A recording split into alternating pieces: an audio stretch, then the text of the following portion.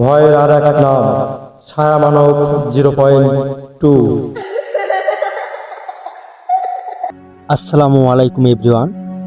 ছায়া মানব 0.2 থেকে আমি রাব্বি আছি আপনাদের সাথে। তান্ত্রিকের ভয়াবহ মৃত্যু বা পরিণতি পর্ব দ্বিতীয় নিয়ে, এবং এটি শেষ পর্ব। তো বন্ধুরা, বেশি কথা না বলে সরাসরি ঘটনায় চলে যাব। হাশেম ফকির নিখোঁজ হওয়ার পর কেটে গেল 7 দিন, কিন্তু গ্রামের মানুষ শান্তি পেল না। সেই গ্রামেই ছিল একটি নদী।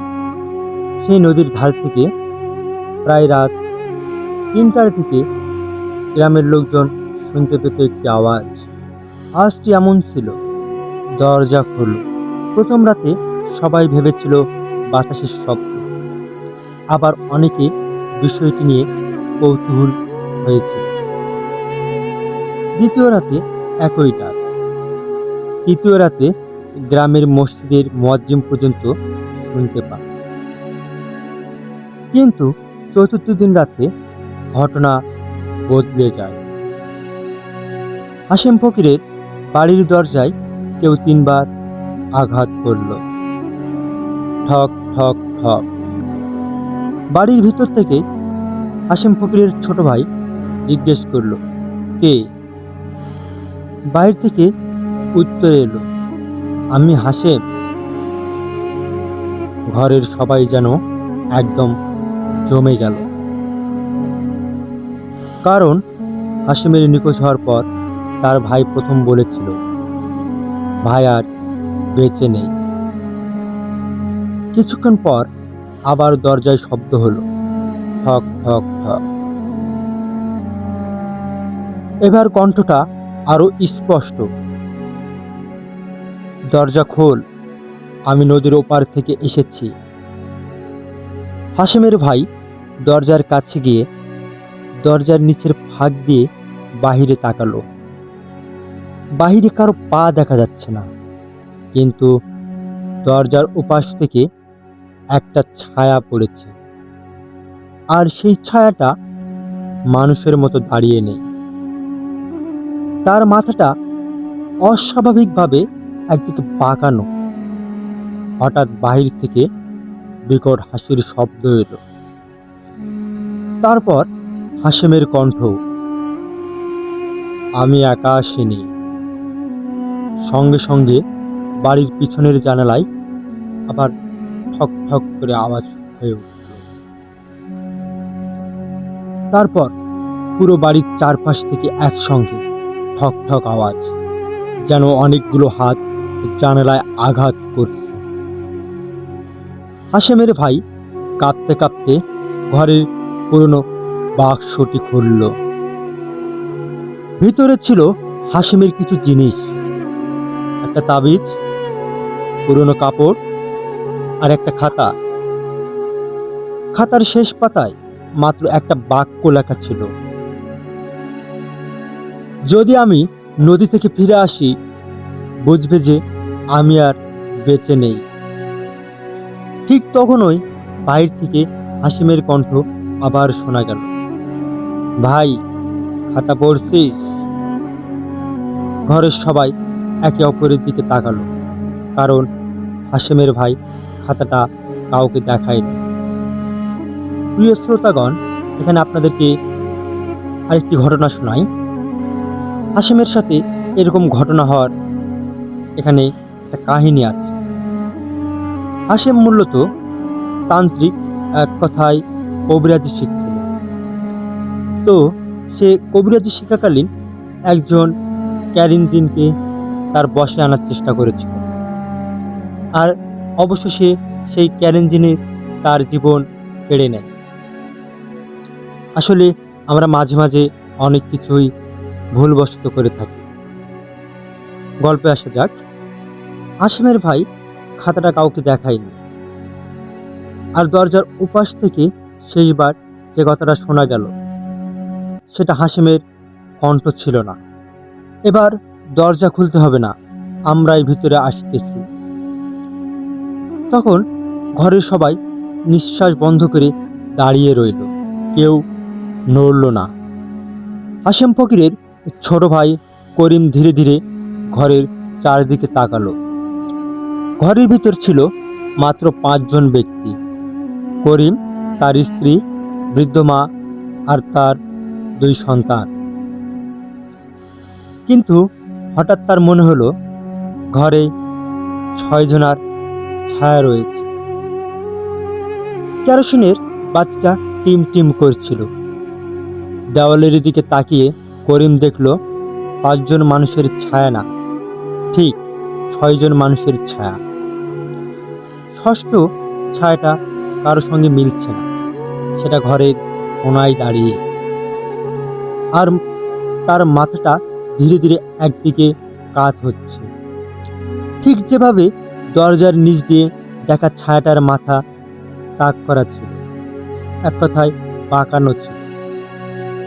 করিমের মা হঠাৎ কাপা গলায় বললেন, হাশেম, তুই এসেছিস? ঘরের সবাই মায়ের দিকে তাকালো। বৃদ্ধ মা অন্ধকার কোণার দিকে তাকিয়ে হাসছেন। তিনি বললেন, আমি তোকে চিনেছি বাবা, তুই ছোটবেলায়ও এমন কাজ করে দাঁড়াতি।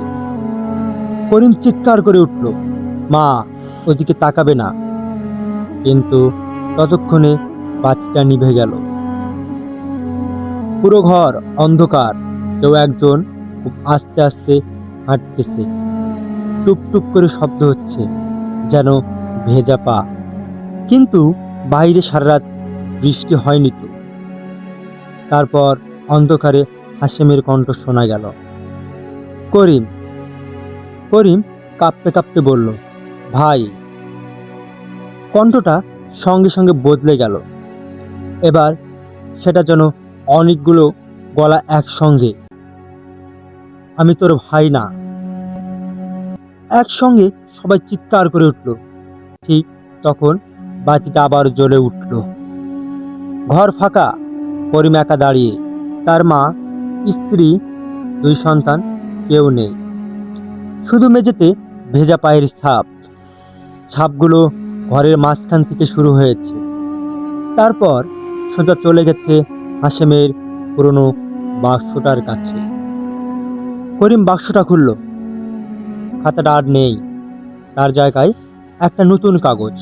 কাগজে লেখা, প্রথম রাতে আমাকে ডেকেছিল, দ্বিতীয় রাতে আমাকে নিয়ে গিয়েছিল, তৃতীয় রাতে আমি ফিরে এসেছিলাম, আর চতুর্থ রাতে ওরা আমার পরিবারের কাছে এসেছে।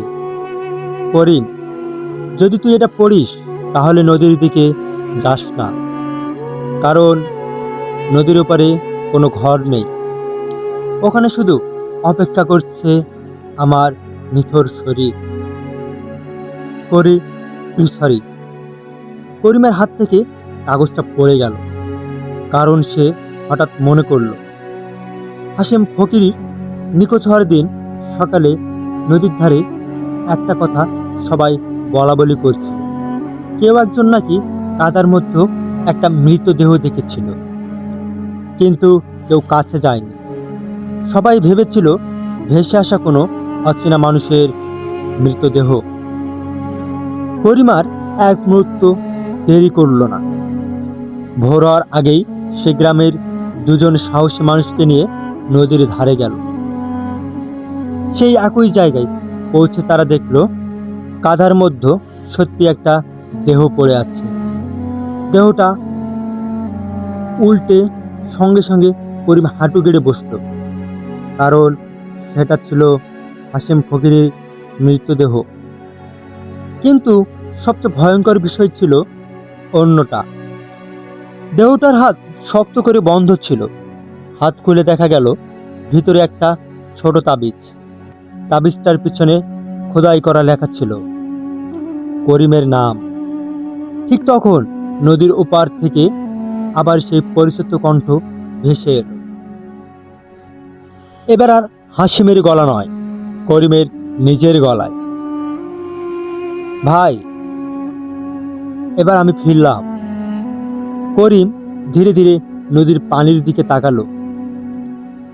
স্থির পানিতে নিজের প্রতিচ্ছবি দেখা যাচ্ছিল, কিন্তু প্রতিচ্ছবিটা তার মতো দাঁড়িয়ে নেই।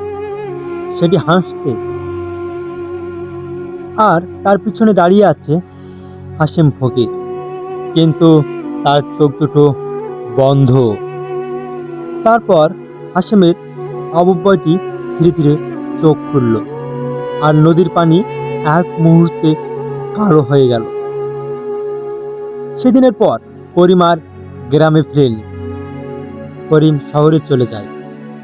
গ্রামের মানুষ বলে, প্রতি অমাবস্যার রাতে নদীর ধারে দুজন মানুষের ছায়া দেখা যায়। প্রিয় লিসনার, গল্পটি এখানেই শেষ। যাদের যাদের গল্পটি ভালো লেগেছে অবশ্যই আমার এই চ্যানেলটিকে সাবস্ক্রাইব করে রাখবেন, আর অবশ্যই আপনাদের থেকে একটি লাইক আশা করি, একটি কমেন্ট আশা করি। আপনাদের এই লাইক কমেন্টগুলোই আমাকে অনুপ্রেরণা যোগাবে আগামীতে ভালো কিছু গল্প নিয়ে আসার। সে পর্যন্ত সবাই ভালো থাকবেন, সুস্থ থাকবেন। আসসালামু আলাইকুম।